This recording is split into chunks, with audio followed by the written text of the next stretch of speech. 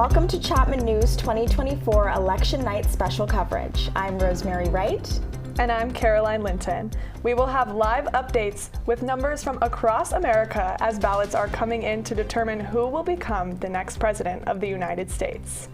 The polls here in California have just closed, and we're going to check in with our reporters live in the field.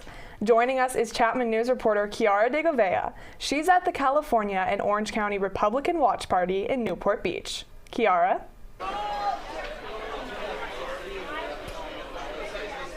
Thank you, Rosemary and Caroline. I'm Chiara de Govea, coming live from Newport Beach. I'm here at Muldoon's Irish Pub at the Presidential Election Watch Party being put on by both Orange County and California Republican parties. As you can see, doors just opened at 8 o'clock and it is super lively in here. Spirits are high as votes are being counted and former President Donald Trump takes the lead. We'll come back in a few moments with more updates and details. Back to you guys. Also joining us is Chapman News reporter Angela Hara. She's live in Costa Mesa at the watch party for Dave Min, the Democratic nominee in Congressional District 47 here in Orange County. Good evening, Angela. All right, I'll tell you, I think we've all been on. Rosemary, Caroline, the 47th Congressional District the race for the 47th Congressional District is definitely on. You see me, as you guys have taken me live, they've actually just started speaking. They announced that 5 minutes until the results are in, and they are encouraging all of Dave Min's supporters. I'm currently in Costa Mesa at Dave Min's watch party, and I've got to say that the vibe is just immaculate. All of his supporters are here. They're whining, they're dining, they're talking about politics. I was able to talk with Jane, his wife, and she tells me that she's just so impressed with the turnout and how many supporters are here for her husband, and she cannot wait for the end of the day and for this race to be over and hopefully get a win tonight. So that being said, we'll keep you updated on the watch party, hopefully talking to some more people and seeing if there's going to be a win tonight. Yes, lots of major updates from our live reporters coming up tonight. Breaking now, we have updates in the presidential race. Some states have been called on the East Coast, Midwest, and in the South. Let's take a look at some of those updates. Starting off in the South with Alabama, 9 electoral votes to Donald Trump there, with 66.7% of the vote going to Trump, 31.9% for Kamala Harris. The traditionally red Arkansas is staying true to colors and giving 6 electoral votes to Donald Trump with 62.9% versus Kamala Harris's 35%. In Colorado, 55.1% of the vote going to Kamala Harris, 42.7% for Trump. That's 10 electoral votes for Harris. Up next is Delaware, giving 3 electoral votes to Kamala Harris with 56.5% of voters versus Donald Trump's 42%. In Iowa, got a win for Trump, 56.5% of the vote for Trump there, 41.9% for Harris. That's 6 electoral votes for Trump. Staying true in its traditional blue way, Illinois is giving 19 electoral votes to Kamala Harris, who won 56.7% of voters versus Donald Trump's 41.9%.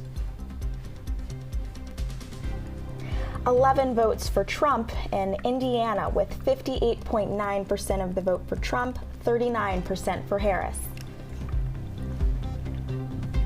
Kentucky is giving its 8 electoral votes to Donald Trump, who has 64.1% of voters versus Kamala Harris's 34.1%. Another red state, Florida, 56.1% for Trump there, 42.7%. Again, Florida is a more populated state, so we've got 30 electoral votes for Trump in Florida. Louisiana is giving its 8 electoral votes to Donald Trump with 65.7% of voters versus Kamala Harris's 32.9%. Massachusetts, 60.7% of the vote for Harris, 36.6% for Trump. That's 11 electoral votes for Harris. In Maryland, Kamala is coming out on top with 59.3% of voters versus Donald Trump's 38.1%, and so she's getting those 10 electoral votes. Missouri, 54.2% for Trump there, 44.4% for Harris. That's Missouri to Trump with 10 electoral votes. Next up, Mississippi, traditionally red state and staying the same, giving those 6 electoral votes to Donald Trump with 61.8% versus Kamala Harris's 36.7%. Another red state, Montana, only 35.9% going to Harris there with 61.2% going to Trump. That's 4 electoral votes for Trump, North Dakota is giving its 3 electoral votes to Donald Trump with 68.3% versus Kamala Harris's 29.8%. North Carolina, Josh Stein, 55% of the vote there. Governor Josh Stein, North Carolina. In New York, back to presidents here, it's giving its 28% or 28 electoral votes to Kamala Harris, although Donald Trump, it's his birth state, he did not win this one. He had 40.2% of voters versus Kamala Harris's 59.5%. So New York is going to Harris. In Ohio, 55.5% for Trump there. That's 17 electoral votes. Ohio to Trump. Next up, Oklahoma is giving its 7 electoral votes to Donald Trump with 66.7% for Trump and 31.4% for Kamala Harris. A win for Harris in Rhode Island with 53.3% of the vote going to Harris, 44.5% going to Trump there. South Carolina giving its 9 electoral votes to Donald Trump with 58.7% of voters versus Kamala Harris's 40.1%. He's getting those 9 electoral votes. South Dakota, another win for Trump, almost 3/4 of the vote going to Trump there. 3 electoral votes, South Dakota. Traditionally red state Tennessee is still staying red, going to Donald Trump, giving its 16 electoral votes to Trump campaign, and it's 64.7% for Trump, 33.9% for Kamala Harris. Moving into the Southwest, Texas, another traditionally red state, 56.3% of the vote going to Trump there. And again, Texas, very populous state, millions of voters there. That's 40 electoral votes for Trump. Vermont, traditionally Democratic leaning and staying that way, they're giving their 3 electoral votes to Kamala Harris with 64.4% of voters versus Donald Trump's 32.4%. West Virginia, 69.7% of the vote going to Trump, only 28.2% going to Harris. That's 4 more electoral votes for Trump. Ending with the Republican-leaning Wyoming, it's giving its 3 electoral votes to Donald Trump with 76% of voters for Trump, 21.8% for Kamala Harris. Chapman News journalist Stephen Hogenkamp joins us now in studio with an explanation of the Electoral College along with some updates. Stephen? Thank you, Rosemary and Caroline. Now, you're watching the election tonight. You'll see a map like this behind me.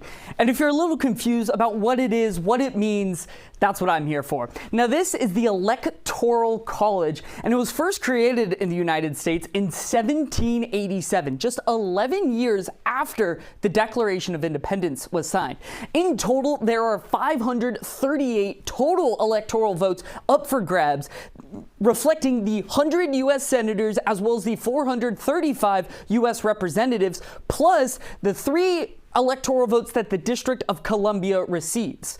Now, each state's number of votes corresponds with the number of senators plus U.S. representatives in that state. For example, California, 2 senators, 52 representatives. That means 54 total electoral votes, the highest in the country. Now, the presidential candidate that wins each state, no matter what the margin, gets all the electoral votes in that state. The only exceptions, Nebraska and Maine. Now, those 2 states are between 2 at-large votes, and the rest of the electoral votes split by congressional districts. To win the presidency, a candidate must accrue 270 electoral votes. And in most cases, that candidate that wins those 270 votes also wins the popular vote.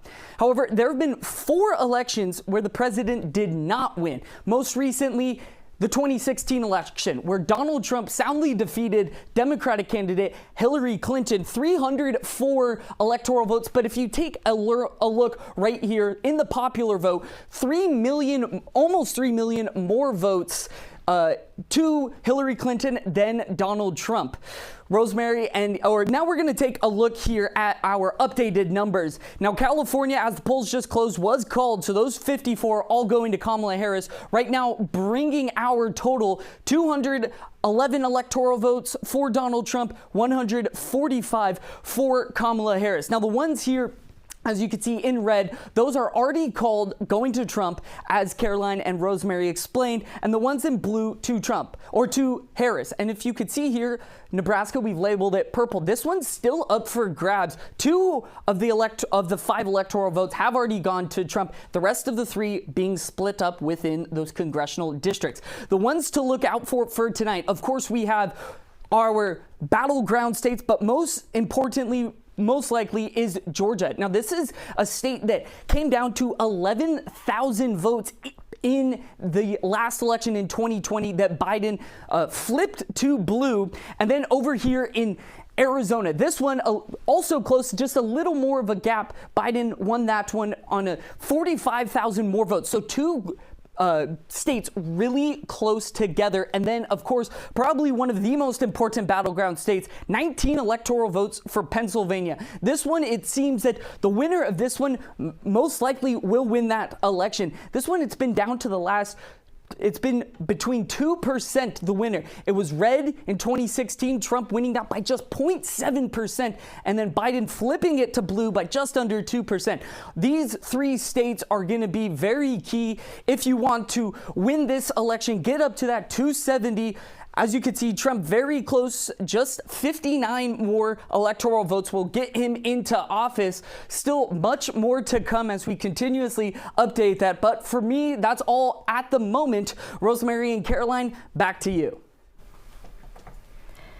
Thank you, Stephen. While the presidential candidates today are Donald Trump and Kamala Harris, this presidential election was looking very different just about 3 months ago.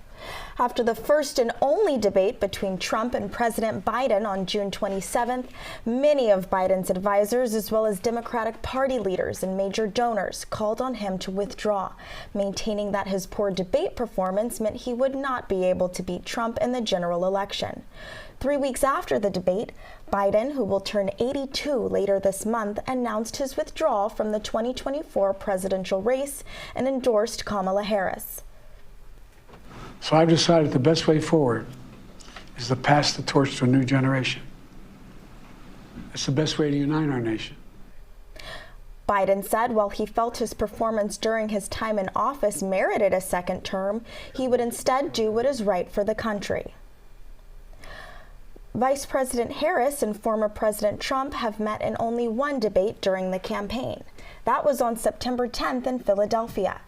Trump focused on the economy and border security, but he also pushed false claims about Haitian immigrants in Ohio eating dogs and other pets. Harris promised to fight abortion bans, which she says are endangering women's health.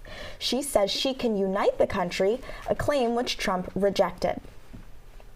To be a president for all Americans and focus on what we can do over the next 10 and 20 years to build back up our country by investing right now in you, the American people. She should leave right now, go down to that beautiful White House, go to the Capitol, get everyone together and do the things you want to do, but you haven't done it and you won't do it because you believe in things that the American people don't believe in. One poll taken after the debate showed 63% of voters believed Harris won. In addition, the general percentage of those with a favorable view of Harris improved to 45%, while Trump's favorability dropped slightly to 39%. The vice presidential nominees faced off in only one debate during the campaign. Political analysts noted Tim Walz and J.D. Vance had a more cordial tone compared to the debate between the presidential nominees. Democrat Walz and Republican Vance even acknowledged they agree with each other on some topics. Donald Trump is trying to figure out how to get the political right of this. I agree with a lot of what Senator Vance said about what's happening. His running mate, though, does not, and that's the problem. Our hearts go out to the families that are affected by this terrible stuff, and we do have to do better. And I think that Governor Walz and I actually probably agree that we need to do better on this. The question is just how do we actually do it? We don't have to agree on every issue, but we're united behind a basic American First Amendment principle that we ought to debate our differences. Polls taken after the debate suggested that Senator Vance outperformed Governor Walz by a slight margin. However, polls also showed the VP debate had little effect on voters in the swing states, such as North Carolina, Arizona, and Michigan, with the polls mostly staying the same after the debate. The 2024 election cycle has been one to remember for many, including those casting their ballots for the very first time. Chapman News journalist Zarina Martine Baile sat down with two first-time voters last week to get their insight. Thanks, guys. Joining me today in the studio, we have Zach and Sean, and we're here to discuss just a little bit about what matters most to college students and first-time voters. So could each of you please describe your political affiliation? I am Zach. I'm the Vice President of Chapman Republicans here, and as such, I'm a registered Republican. I'm right-wing, I'm conservative. I'm Sean. I'm a registered Democrat. I would describe myself as progressive on social issues and center-left on economic issues. Thank you both for joining us today. And if you could pick one issue that you find most important this election year, what is it, and can you tell us why it matters to you? I'm personally partial to the national debt crisis. I don't know if you guys know, but $35 trillion of our money is currently being loaned out by the U.S. government, and at interest that needs to be paid back in full, right? And if over 30 years, we're going to be paying $35 trillion with roughly 5% interest at the current interest rates, it's going to be horrible. And beyond that, because that's not the exact value, we have over $200 trillion in liabilities. This is bankrupting our generation, our future generations. All right. I've got to say, I'm right there with you on the national debt. I think that's something that should be talked about.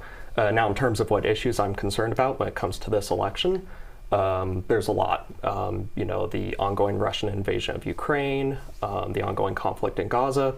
There's a lot of issues I'm concerned about. But I do think it's good to take a focus at the economy because, after all, that's the issue that most Americans are concerned with. Perfect. Thank you, guys. And so back in June, the presidential candidates were Joe Biden and Donald Trump. What did you guys think of that matchup? You have two, frankly, older gentlemen going at it, one in politics for his entire life, one who just recently got into it and had been in a smoke show for most of his career after a surprise win in 2016, right? Of course, speaking on the difference between Biden and Trump, I think that while I was in favor of Biden, it wasn't necessarily by choice. I think that Harris is a much better candidate that we have now. I think it is time to get that new generation of leadership in there that we haven't seen for decades. Now, of course, the candidates are Kamala Harris and Donald Trump. What do you guys think about the campaigning that they've done over the last few months? Really emphasizing things like women's freedoms and reproductive rights, things like that. I like how much energy that's brought into the race. In terms of Donald Trump, what little I will say about that is that I think it's a little ironic that when he's performing the best in this campaign, it's when he's not appearing on the trail. She started strong. She started with a lot of energy and charisma. I won't deny that. But at the same time, in the last week, you've seen a massive reversal. The betting odds alone were from her at 60% to now Trump at like 65%. Perfect. And are you guys getting your information about the candidates and their policies through social media? If not, how else are you getting your information? Okay, yeah, I can go ahead and speak on that first. Sometimes I'll see like headlines or I'll catch headlines on social media, but for the most part, I try to actively seek out information and try to actively seek out the headlines and what's new in the world. So usually I'll just go straight to a wide variety of news sources rather than just wait for it to trickle down to me in social media. What I tend to do is if I ever see a headline of sorts, I don't really read the article. I go straight to the primary source and say, hey, what do these documents actually say? Because the last 5 years of me doing this, and I'm not a politics guy first, don't get me wrong, I'm a computer science guy, right? But I want to know what's exactly going on, what people are exactly saying, because I know how easy it is to mispurport something or have your intentions be taken wrong. So when I'm going to the primary sources, right, with for instance, you have the party platform available, right? Thank you both so much for joining us today. Unfortunately, that's all the time we have. Back to you guys in the studio.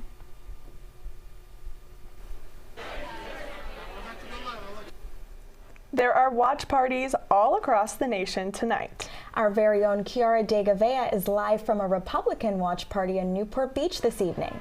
Kiara, how's it going there?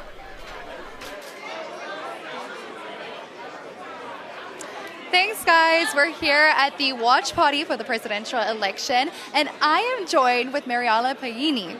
And I hear it's a very exciting night for you for 2 reasons. Because it's my birthday, mia compleanno. See, and also I have a privilege to meet Mr. President Donald J. Trump in 1986 when he wrote his first book, The Art of the Deal. When he asked my name, what is it? I say Mariola, and I am a real estate tycoon like you are. And he invited me to the Christmas party in the Trump Tower. I met his wife, Ivana, and he is gentleman. I support him since that day. Yes. And then what policies of his administration stands out to you? Absolutely everything what I like about Donald Trump, that he loves the country. He wants to have a sealed border. I came as an immigrant and I have to study the law, study the language, pass all the exam, and I become American citizen and I have a right to vote with the ID. All right, well, thank you so much for interviewing with us. Back to you guys in the studio. Yeah, it is. Caroline, Rosemary, well, I've got a great interview for you here tonight. I'm here with the Democratic nominee for the 47th Congressional District, Dave Min. Dave, I've got to ask you, how are you feeling tonight overall? Overall, I'm feeling a roller coaster. I walked into this room, I was talking to voters all day, have not followed what's happening nationally. I'm a little stunned to see that Donald Trump looks like he's in a good position right now, hoping that'll change. In our race, feel cautiously optimistic. The first ballots came in. We're up by 20,000 votes, over 10% right now. Very good start. Hopefully those votes will keep coming in for us, and we'll see what happens over the course of tonight as more ballots come in. Yeah, that's right. You've got your own race here tonight. So, Dave, I want you to tell the viewers who maybe aren't that familiar with you and your background. I know you haven't been in politics for very long, right? So what can you specifically, bring to the table as somebody who is relatively new to politics? So I used to work in economic policy. I started my career prosecuting Wall Street fraud, went on to serve as an economic policy director for the Center for American Progress before teaching at UC Irvine Law School. So I have a little bit more background than a lot of folks on economic policy. That's something I hope to bring to bear in Congress. I had actually testified 4 times before the House Financial Services Committee when I was a law professor and a policy director. And in the state Senate, I've had 4 years of training on actually passing legislations. I've been able to pass 36 bills into law, meaningful bills on climate, on women's reproductive rights, on domestic violence, on gun safety, and a whole bunch of other issues I care about, and hope to bring that same passion, the ability to actually solve problems to bear should I get elected to Congress. That's right. And we know that your opponent, Scott Baugh, of course, is in this race with you. What would you say your biggest difference between you and Scott is? What do you bring to the table? Aside from the experience, I think the main thing is just our worldviews and our values. He's someone who stands 100% with Trump. I think Donald Trump is a threat to a lot of the values I care about in this country, values that I know my voters care about. And so it is heartening to see, at least with the first ballot drop, that the vast majority of voters so far that have voted for my vision over Scott Baugh's. That's right. Well, looking forward to seeing what the outcome is going to be for the race tonight, and looking forward to seeing you speak later on. Thank you so much. Around 10, 11, any time frame? We'll see what happens. Yeah, it probably won't be any later than 11, but might be a little earlier than that. Yeah, that's bedtime. Huh? All right. Thank you so much, Dave. Staying awake. Thank you so much. Well, Rosemary, Caroline, Dave, Min, for you. Wow, Kiara, Angie, thank you so much. We will be right back after this short commercial break with some analysis from a Chapman University political science professor. Stay with us. And stay tuned for more live updates on national and local races here on Chapman News.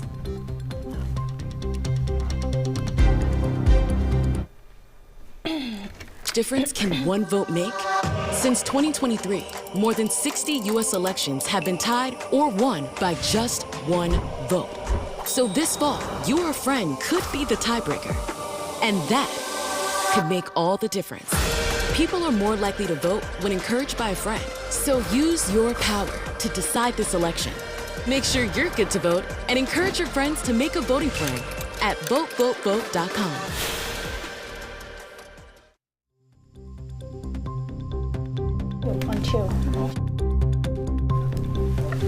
Welcome back to Chapman News. As ballots are being counted across America tonight, we are here with Chapman University political science professor Hannah Ridge to hear her thoughts on this election cycle.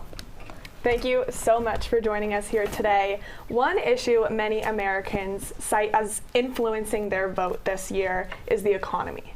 Can you talk about some of the key points from both of the candidates' economic plans?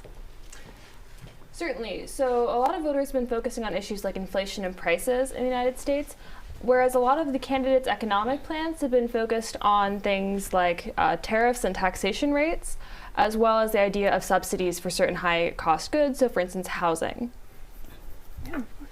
On the topic of immigration, the Trump campaign has been focused on border security and even talked about mass deportations. Can you talk about the potential impact that this could have? And do you feel Democrats have been vulnerable on this issue in the past? Democrats are certainly vulnerable on this issue, and we saw that reflected in some of the ways the Harris campaign started to borrow rhetoric and policy ideas from the Trump campaign in order to sway voters back to the Democratic Party. However, voters do tend to trust Republicans more on immigration as an issue. When we think about the impact of some of the policies that have been proposed, a lot of them aren't viable. They wouldn't necessarily work to secure our border anyway, and it would be tremendously expensive as well as economically damaging and damaging on an interpersonal level to try to actually deport 12 million people. So there's more to consider there. Yes. Okay, thank you. And what do you think, other than the economy and immigration, are some of the key issues that are impacting the way that voters are choosing the presidential candidate this year? While those tend to be the largest issues, especially the economy, we have seen a lot of effort to push some sociocultural elements to the forefront of the debate and the forefront of the electoral stage. So, for instance, the Harris campaign really tried to draw a lot of attention to abortion as an issue and reproductive rights, and to a lesser extent healthcare, and use those to bring voters more towards the left side. Okay. Lastly, focusing on more local issues, which propositions on the California ballot this year do you think have the potential to be the most impactful or maybe controversial for voters? While some of the issues appeal to big historical moments, we have things like officially legalizing and permanently legalizing gay marriage in California and officially repealing the loophole that allows slavery in California. We have seen things like a redirect on crime policy that is likely to be the most impactful for contemporary Californians, because after all, whether or not we do or don't pass the gay marriage amendment, which is likely to pass, it doesn't change the status of marriage in California, whereas actually changing criminal sentencing laws will change policy in California actively. Okay. Do you think that the rhetoric surrounding Prop 36, I feel like I've seen lots of positivity about it, but I know there are lots of negatives to it as well. So can you talk a little bit more about Prop 36 and what that would look like if put into effect? There's a lot of efforts to try to emphasize the idea of the economic impacts here and to look at some ways this is going to help businesses, or would it cost the state money to actually enforce it, and things like that. But a lot of effort also of people, politicians in particular, like Gavin Newsom, pulling back from earlier positions on this issue because of concerns about how popular it might be with the voters. we don't fully understand the impact that it will have because it's going to ripple out into other areas, right? Criminal sentencing doesn't just stop at that point. It does impact the rest of the community.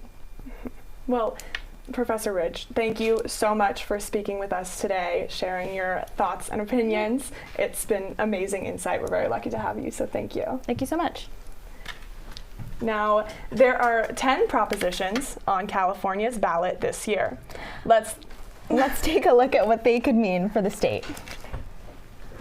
Prop 2 asks voters to authorize a $10 billion bond to repair and build public schools and community colleges.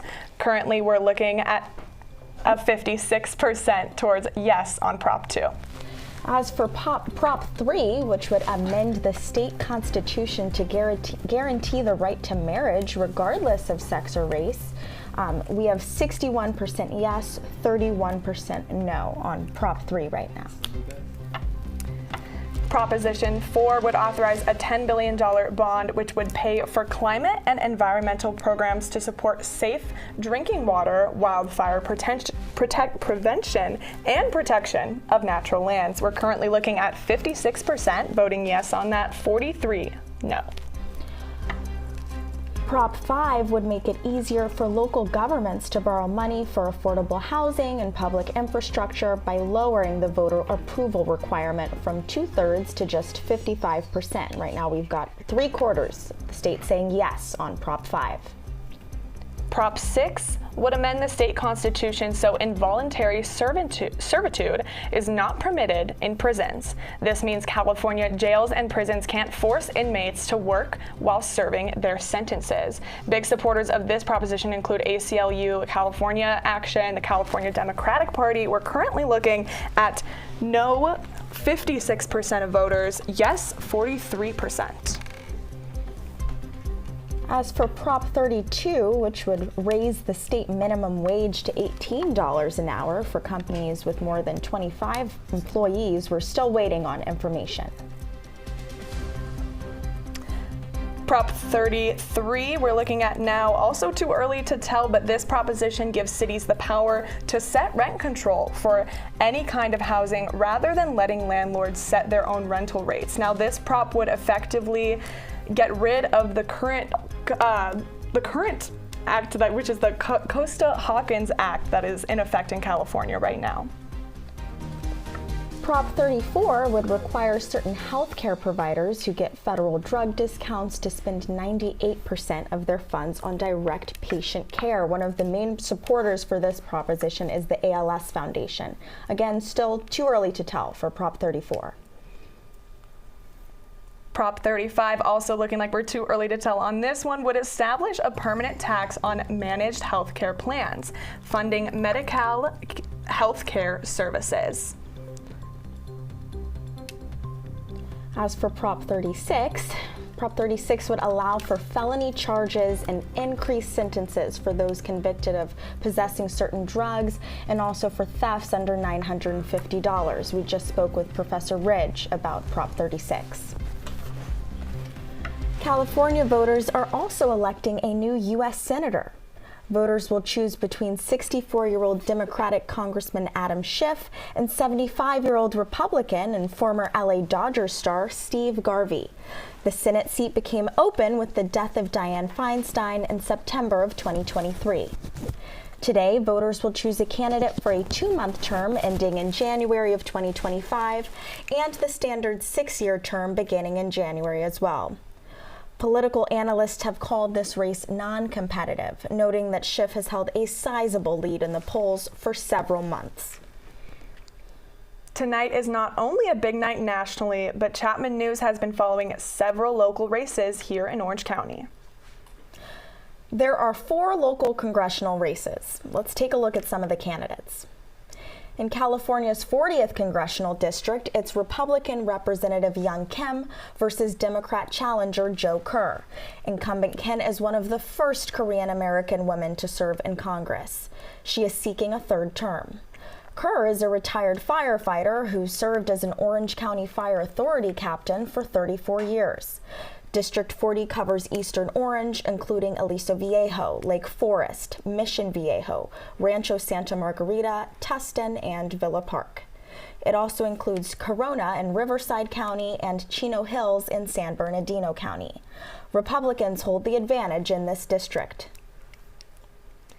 In the 45th Congressional District, a heated race between Republican Congresswoman Michelle Seal and Democrat Derek Tran. The district covers all of Fountain Valley, Garden Grove, Westminster, Cypress, Buena Park, La Palma, Placentia, parts of Fullerton, plus Brea and Yorba Linda. Incumbent Steele has called Tran soft on communism, while Tran accuses Steele's family of having improper ties to Chinese officials. The district leans conservative, but went for President Biden in 2020, making it a key battleground. Both candidates are heavily courting the district's Vietnamese voters, with Steele accusing Tran of not being able to represent the district because he is not fluent in Vietnamese. Looking at the 46th Congressional District, Democratic incumbent Lou Correa is running against Republican David Pan. The 66-year-old Correa is running for a 5th term. The district includes the cities of Santa Ana, Stanton, and Correa's hometown of Anaheim. Correa is a member of the Blue Dogs, a congressional coalition whose members say they are fiscally responsible Democrats. Pan is a 61-year-old professor at UC Irvine where he teaches German. He has advocated for universal basic income, which would be $16,000 a year for every American, starting at age 21. There's also an open seat in one of the congressional races here in Orange County. District 47 includes the coastal cities of Huntington, Newport, and Seal Beach, as well as Irvine. Democrat Katie Porter is the current representative, but she will leave Congress in January after an unsuccessful bid for the U.S. Senate. The tight race for her spot is between Democratic State Senator Dave Min and Republican business owner Scott Bowe. It's considered a significant contest in that outside groups have spent more than $10 million for advertising. Many law enforcement agencies have thrown their support behind Prop 36. Currently, specific drug charges plus thefts under $950 are misdemeanors.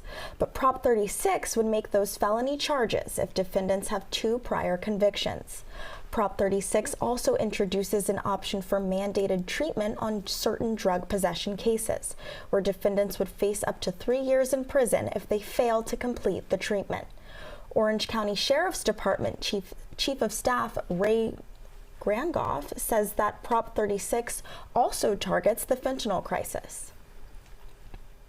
Cocaine and methamphetamine. Right now, you can face a greater penalty under California law for trafficking those drugs than you do fentanyl, even though fentanyl is more dangerous. So this corrects that disparity and makes fentanyl one that's eligible for a higher sentence. Other supporters of Prop 36 argue that it would make California communities safer by, quote, addressing rampant theft and drug trafficking. But opponents say it would reignite the failed war on drugs by, quote, wasting billions on prisons while slashing funding for victims and rehabilitation.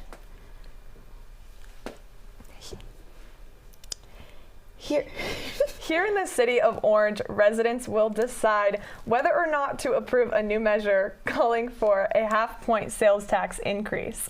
Measure Z would cost each household in Orange an average of $400 a year.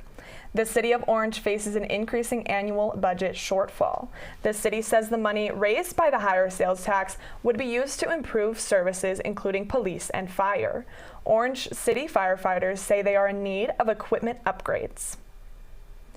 The union president, Miguel Gonzalez, says, quote, our fire engines do not meet National Fire Protection Association personnel staffing standards. We fear that further cuts will prevent us from providing the service that the city of Orange currently receives and deserves. Should it pass, Orange would be one of the top 10 cities in Orange County with the highest sales tax. Today on their ballots, Orange residents will decide if this 10-year investment is worth it. One of the 5 Orange County Board of Supervisors seats is also up for election today. The 5 supervisors oversee the county's $9 billion annual budget. That means they decide how much is spent on government services, including the OC Sheriff's Department and District Attorney's Office, as well as social services, including mental and public health and child protective services. The supervisors also have a major role in transportation issues in OC. They decide how much to spend on freeway projects, major roads, and trains and buses. And they are influential when it comes to policies to address the housing shortage. The supervisors are elected for a 4-year term and can only serve 2 consecutive terms. In this election for the 1st district seat, voters are deciding between Republican Janet Nguyen and current state senator and Democrat Francis Marquez, who is currently a Cypress City council member. The 1st district supervisor, Andrew Doe, was termed out, and he recently resigned from the board, pleading guilty to conspiracy to commit bribery. It's time now to check in with our live reporter Chiara De Govea at the Republican Watch Party in Newport Beach. Chiara? I'm joined with Congressional District 47 candidate Scott Baugh. How are you feeling about your numbers tonight? Well, we're feeling wonderful because the Republicans have turned out so many more voters than the Democrats have. And then we just have to look at what's going on the East Coast. It looks like we picked up 3 or 4 Senate seats.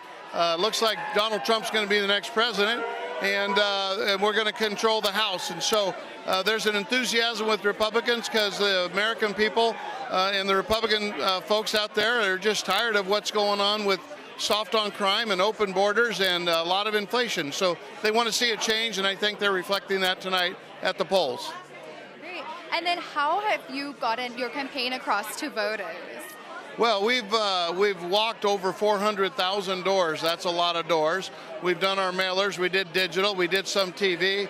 But we were out in the community for 2 solid years going to all the different ethnic groups. There's a lot of ethnic diversity here in the 47th, primarily in Irvine. But we've been campaigning for 2 straight years. And then what has been the biggest issue you have faced during campaigning? Well, the biggest issue when I knock on doors and voters ask, we always ask them what's on your mind. The open borders, the fentanyl that's coming across the borders, the 100,000 opioid deaths that we have every year from synthetic opioids and fentanyl. They don't like the crime. You know, we had a murder at Fashion Island right here. We had a shooting at South Coast Plaza Mall. So we had all these communities that were really safe communities, and no longer are they safe, because people are soft on crime, and it sends a message to the criminals that it's okay to commit more crimes. You won't get prosecuted. We need to stop that. All right. Well, thank you so much for interviewing with us. Good to be with you. Thank you. Back to you guys in the studio. Thanks so much, Chiara. We have more updates to come, so stay with us here on Chapman News.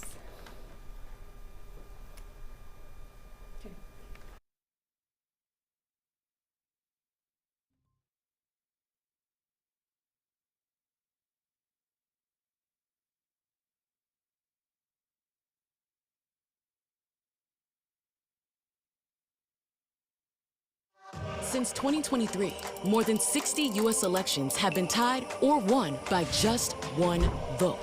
So this fall, your friend could be the tiebreaker. And that could make all the difference. People are more likely to vote when encouraged by a friend. So use your power to decide this election. Make sure you're good to vote and encourage your friends to make a voting plan at votevotevote.com.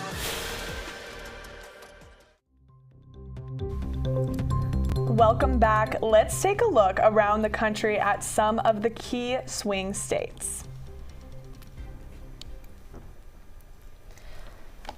Starting off with our popular vote for the U.S. president, right now we're looking at Donald Trump with 51.4% of voters. That's around 57,655,000 versus Kamala Harris is currently polling 47% of voters, 52,485,000.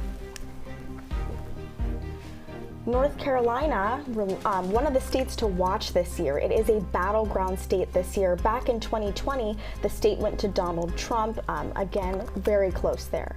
This year, it's gone to Donald Trump again with 50.7% of the vote. That's 16 electoral votes to Trump in North Carolina. Looking at Washington, D.C., we have 3 electoral votes going to Kamala Harris, who won 90.4% of voters versus Donald Trump's 6.6%. Idaho also going to Trump with 59.1% of the vote going to Trump there, only 38.9% to Harris. That's 4 more electoral votes for Trump. Kansas, traditionally red Republican leaning, is staying that way with Donald Trump winning 56.1% of voters and Kamala Harris 42%, giving 6 electoral votes to Donald Trump. Here on the West Coast, the state of Oregon has gone to Kamala Harris with 54.8% of the vote. Only 42.5% of the vote for Trump there. That's 8 more electoral votes for Harris. We're now going to check in with our reporter Stephen Hogenkamp, who's here at the wall. Thank you very much, Caroline and Rosemary. And like you said, North Carolina going red to Donald Trump. Now, even though this state has gone red the past few elections, Democrats really thought this is something they could have flipped, especially with that governor race in Josh Stein and Mark Robinson. You could see Stein, an overwhelming victory, almost 16 points over the Republican candidate Mark Robinson. And Mark Robinson was a candidate that Donald Trump really heavily endorsed, even referred to him as Martin Luther King on steroids. But that is not the result you see in the Republican or in the presidential race, as Donald Trump taking that. And as we're going now to our updated map, as you see Donald Trump now at 220 total electoral votes to Kamala Harris's 153. For Kamala Harris, this is something now that she really needs to rely on, this wall right here: Wisconsin, Michigan, and Pennsylvania. As we take a look at our last few elections, 2020, Biden was the one who flipped these 3 states from red to blue. As you see, 2016, it was Trump getting these 3. That was a very key part in his victory. Also going for a key part for Joe Biden. As we look right now at our polling in Pennsylvania, you could see Donald Trump leaning a little red here in all 3 of those states. For Kamala Harris, specifically with Pennsylvania, if she's going to want to take victory, Philadelphia County, Allegheny County, 2 counties she really needs to have a strong control in. She's polling where Joe Biden polled around in Allegheny County, but she's a couple points behind Joe Biden in Philadelphia County, as she's only about 77, where Biden was 80% of Democratic votes. And then Arizona, just about 3,000 votes separating Harris and Trump. So still up for grabs, but the win for Trump, getting North Carolina, bringing his total to 227. It's looking good, as we saw from interviews with Kiara. It's looking good for Trump right now. Still a lot up for grabs. Arizona, Georgia, and then this wall: Wisconsin, Michigan, Pennsylvania. This should go down to the wire, but we're going to toss it right back. We'll be back for just a couple more updates in the future, but tossing it to Angie at her watch party. Angie? Well, guys, I've got to say the party has definitely gotten way more intense. More people have been coming in and out. Currently, Dave Min does have the lead over Scott Baugh, but let me show you real quick how this watch party is looking in case you guys wanted to see and were a little curious. You can see people are mingling. They are just talking about all sorts of things, all sorts of politics.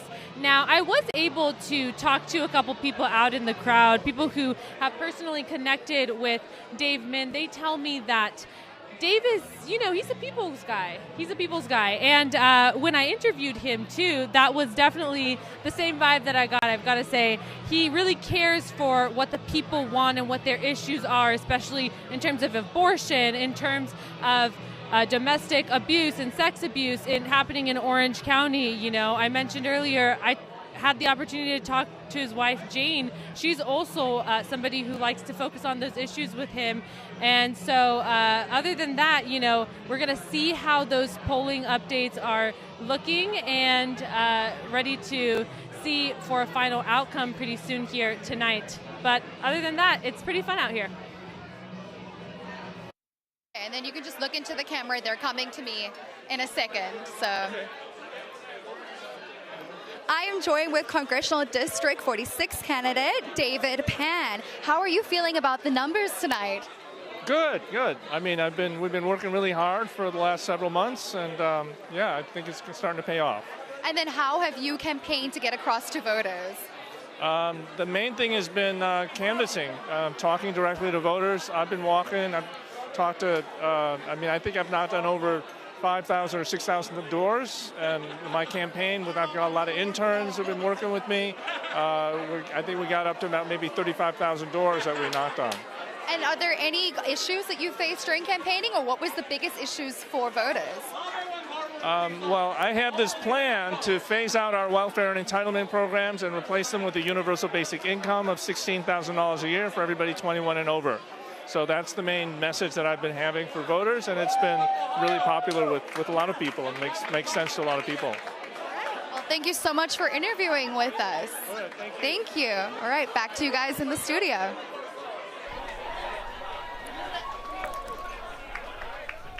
Returning to some key updates, there are some new polling stats that we're going to take a look at. First up is Alaska with too close to call. No data right now. Polls have not closed yet, but we will keep you updated, but we still got a while till those ones close. Arizona swing state hasn't quite been called yet, but I will say that among Hispanic voters, Harris has performed especially well as opposed to Trump, who has been gaining among non-college educated voters and older rural residents. There's electoral votes there still up for grabs. Another battleground state, Georgia, with giving away 16 electoral votes. Right now, we have Donald Trump slightly in the lead with 50.8%. Now, this Georgia state is key demographics include black voters and suburban white women, a key demographic that the Harris-Walz campaign was trying so hard to get on their side. But we'll check in with that later. Moving to Michigan, again, polls are still open there, but among white non-college educated voters, Trump fares well, whereas among urban black voters, Harris tends to take the lead. 15 electoral votes up for grab in Michigan. Looking at Pennsylvania next, one of maybe the hottest ticket item states this election. We're looking at Donald Trump with 51.3%. Kamala Harris currently polling at 47.6%. They have 19 electoral votes. Now, Kamala Harris was just campaigning yesterday all day in Pennsylvania, ending at 11 p.m. In Nevada, 6 electoral votes still have not gone left or right yet. That being said, almost 3/4 of what has come in yet is for Trump. In Nevada, Latino and Asian American voters tend to go for Harris, whereas Trump has been doing well with other groups. Our last battleground state is Wisconsin with 10 electoral votes. It's currently looking like Donald Trump with 51.2 and Kamala Harris with 47. Now, Wisconsin is mainly white rural voters who favor Trump, but Harris has support among the younger urban voters and college graduates, so we will keep you posted to see what changes in these battleground states. We'll be right back after a short break, but stay tuned for more of special election night coverage with Chapman News. 30 seconds. Fighting for my life.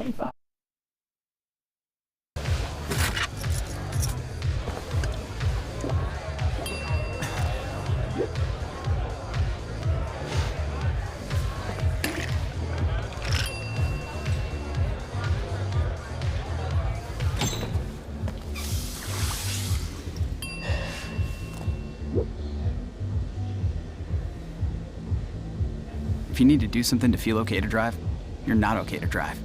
Don't drive buzzed. We're Chapman News, and welcome to our newsroom. Our team includes over 20 multimedia journalists who take on every role. From on camera in the studio to behind the camera in the control room. We are here to inform you. We're storytellers. We're dedicated to providing you with the news that matters most here in Orange County. Got a story for us? We would love to hear from you. At the center of it all, this is Chapman News. Welcome back. We're going to take a look at the California Senate update. Right now we're looking at Adam Schiff, who was a projected winner, as we said earlier. It was not too competitive of a race this time. We're looking at 60.7% in favor of Adam Schiff and 39.3% for pro baseball player Steve Garvey. Moving to Montana and their Senate race, 40.7% of the vote is going to John Tester as of right now, with 57.6% Republican for Sheehy. Looking at Ohio Senate, it has been officially called, giving it to Republican Bernie Moreno with 50.3% of voters versus Sherrod Brown, Democrat, with 46.3%. It's going to the Republicans. Michigan's Senate race looks like 47.5% of the vote has gone to Elisa Slotkin, their Democrat candidate, whereas 49.7% has gone to Mike Rogers. It's a close race in Michigan right now. In Pennsylvania, we're looking at 49.8% for Republican Dave McCormick and 47.7% for Bob Casey Jr. We're going to have to keep an eye on Pennsylvania for both presidential and Senate, looking like right now. In Texas, 54.1% rather for Ted Cruz, the incumbent, whereas 43.7% for Colin Allred.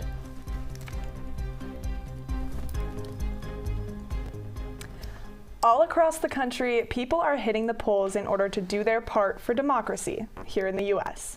Kids today are learning about this civic responsibility at an early age. I had the chance to visit California Academy here in Orange to find out more. After an exciting day of Dia de los Muertos festivities, the 6th graders of California Elementary returned to the classroom to learn about the vital history and tenets of democracy. Why is it important to vote, and what happens if you don't vote? Stephanie Santel teaches her students more than just what the voting process looks like. We talk a lot about, like, you are our future. You are eventually going to be 18 and have that responsibility to be able to vote and be an active citizen. We also talked about how there's only like 60% of people actually vote. And so if you're not one of them, you won't get represented if you don't go out there and vote. So we've been talking about like their future and how they are going to be active members of society. Even at the age of 11 or 12, these students realize the importance of representation and are forming their own belief systems. They're supporting you and like what you believe in.